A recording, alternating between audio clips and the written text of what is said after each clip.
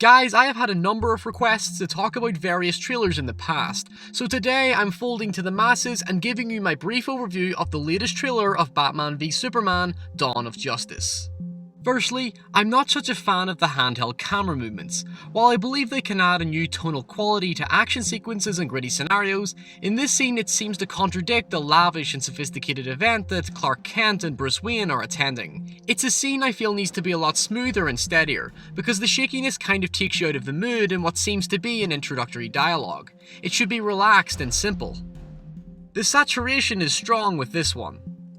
It looks like they've cranked up the color correction and crushed the blacks during color correction, which makes the artificial lighting more apparent. The backlight appears more intense than natural moonlight would be because of the lack of diffuse, but I digress. Notice on the far left it talks about cuts to the waterboard.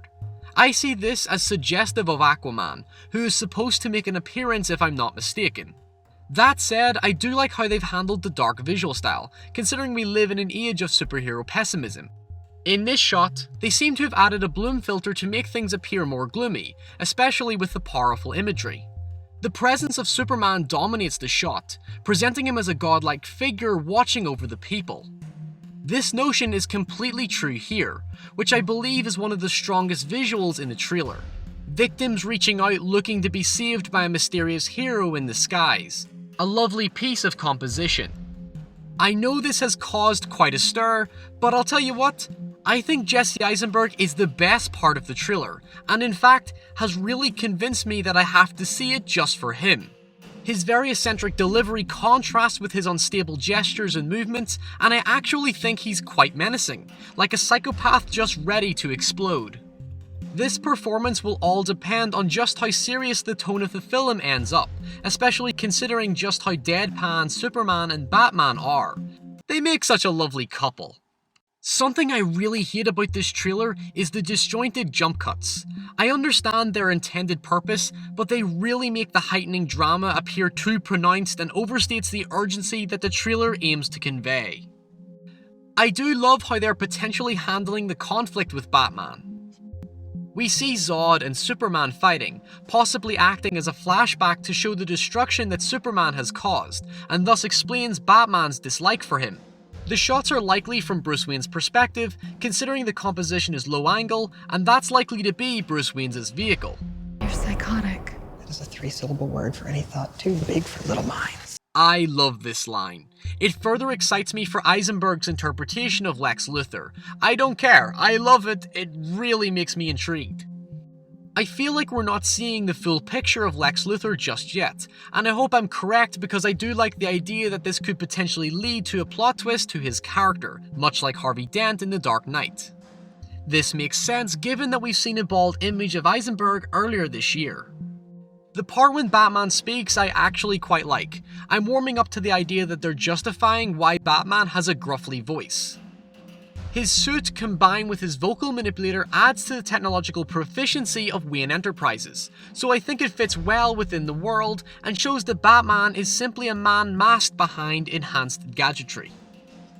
Okay, from this point onwards, the trailer is complete overkill. We have these flying soldiers known as parademons, if anyone can correct me. These are the army of Darkseid, who is one of the main enemies to the Justice League. Pretty major spoiler in my mind.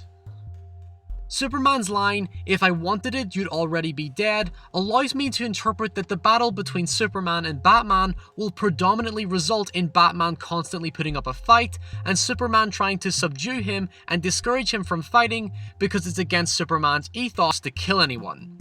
Well, bar this guy. I know a lot of people hate this guy's design, but by this point I'm incredibly indifferent. He's certainly not as intense or as intimidating as his comic book counterpart, but then again, that's quite terrifying. The arrival of Wonder Woman is still out of context for most people, and most of this trailer probably should be, because after all, it's supposed to excite, not spoil, so we'll leave it at that. These last few moments of the trailer are undoubtedly the climax of the film. The three heroes team up and defeat Doomsday, who will probably only make a brief appearance at the end of the film. And I'm trying my best not to compare it to Doctor Doom from Fantastic Four. That's a whole other can of worms. Overall, I feel like the trailer did what it shouldn't. Star Wars has been incredibly secretive and smart in not giving away any major details, and with this trailer, it gives away far too much, to the point where you even question if it's even worth it. It looks generic, dull, and ultimately uninspired. The trailers for Man of Steel were rather excellent and heightened the emotional power that was ultimately not to be.